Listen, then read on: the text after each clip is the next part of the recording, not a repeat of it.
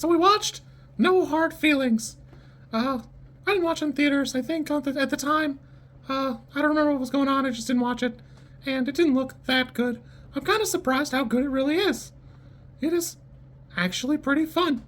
It's easy to, get used to seeing an actor and actress and stuff, and them be bad at whatever they're doing, or, the role is bad.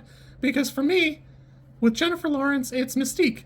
And the problem isn't that Jennifer Lawrence is a Mystique, although, there's a conversation to be had there. For me, it's that Mystique is in the movie, 99% of the time as Mystique. And those are not good attributes to being Mystique. And the problem is really, the writing, and that, we would have settled for anything as long as it wasn't what we initially got with the original cast in, the early 2000s.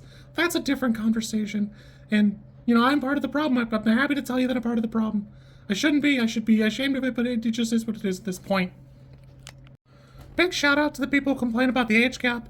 In the movie, Jennifer Lawrence is 32, 33, and the son must be 19 or something. I know they said it, I just wasn't paying attention.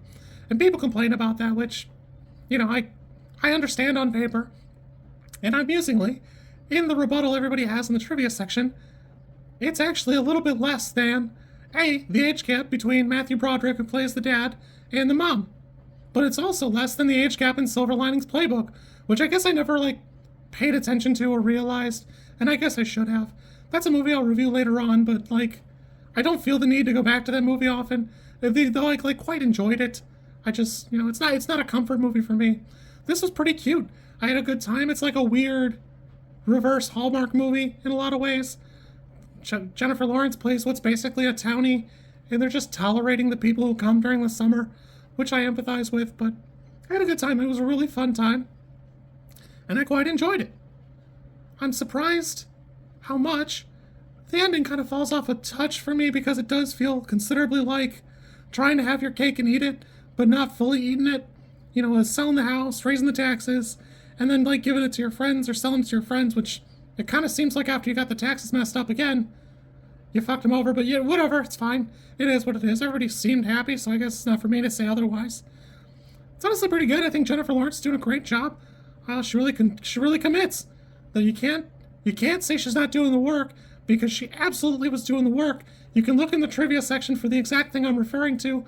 I'm not going to encourage you to go watch a movie based on that, but it was fun. I had a good time. It's not how many times you're going to see somebody suplex someone else on a beach in those conditions. Or ever, really. Not a lot of wrestling happens on beaches and stuff.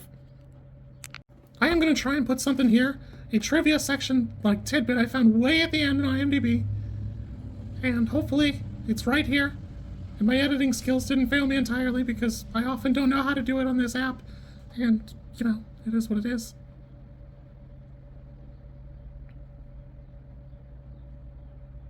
Crazy, right?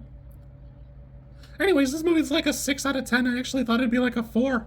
It's a pretty good time. It's very reminiscent of those early 2000s films where, it's a rom-com, and, it's just something stupid puts them together, and, things work out pretty good.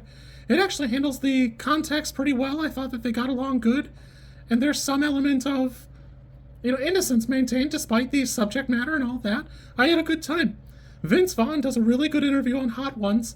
If you don't watch Hot Ones, he's actually a great interviewer, but he asked Vince Vaughn a little bit about why they don't make movies like they did in the early 2000s, which were Vince Vaughn's bread and butter, and it's worth a look. I think it's absolutely worth a look to hear his answer and see the answer, because you've definitely fallen out of seeing a lot of stuff like this.